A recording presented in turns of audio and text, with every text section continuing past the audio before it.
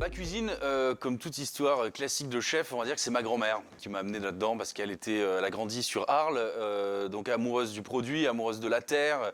Donc voilà, donc elle m'a vraiment transmis cette passion de la cuisine faite avec des produits du marché et non pas du supermarché. Marseille, c'est quand même déjà le soleil pratiquement 360 jours de l'année. La mer Méditerranée qui a quand même un... Enfin, bon, c'est magnifique. Les poissons de Méditerranée ne sont pas comparables au reste des océans et des autres mers du monde. Donc, je suis vraiment un amoureux de cette mer. Et aussi, bien sûr, tous les alentours avec des terroirs magnifiques pour faire pousser des légumes avec un goût extraordinaire. Moi, les influences culinaires, c'est vraiment, pour moi, c'est la terre qui m'impose un peu quoi faire. Donc, je m'adapte à ce qu'elle me donne. Je suis très, je n'aime pas trop, je suis pas très dans le côté, je veux tant de poireaux, tant de choses comme ça. Non, non, j'appelle mes producteurs et je leur demande ce qu'ils ont en ce moment et ils m'envoient, voilà, je leur dis un budget et ils m'envoient en fait un certain nombre de caisses de légumes et puis moi, je m'adapte et je fais mon menu avec ça. Moi, il y en a un en particulier, c'est quand même Armand Arnal, qui est le chef de cuisine de La Chassagnette en Camargue, qui en fait a fait partie quand même, enfin qui est un des seuls restos d'ailleurs dans cette région avec un potager.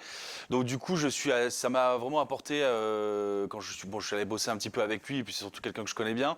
Donc c'était vraiment intéressant de connaître un petit peu ses premiers pas, c'est-à-dire en voyant le côté potager qui amène en fait les idées du menu dans la cuisine, quoi.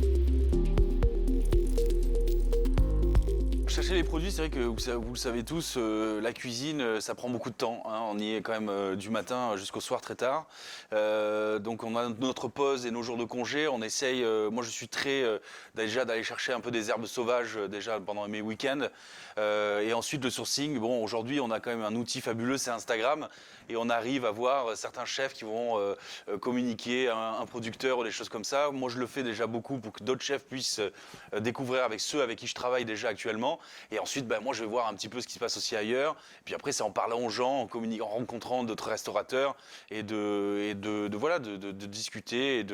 Voilà, donc le temps, on le trouve un peu comme ça, comme on peut.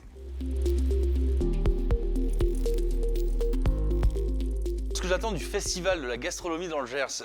Le Gers, déjà, c'est une région que je ne connais pas, donc ça sera l'occasion de pouvoir découvrir cet endroit magnifique, je suis sûr, avec des produits, j'imagine, aussi bien qu'ici, et d'amener, bien sûr, la petite patte du Sud, la petite patte provençale dans la cuisine avec les produits du Gers.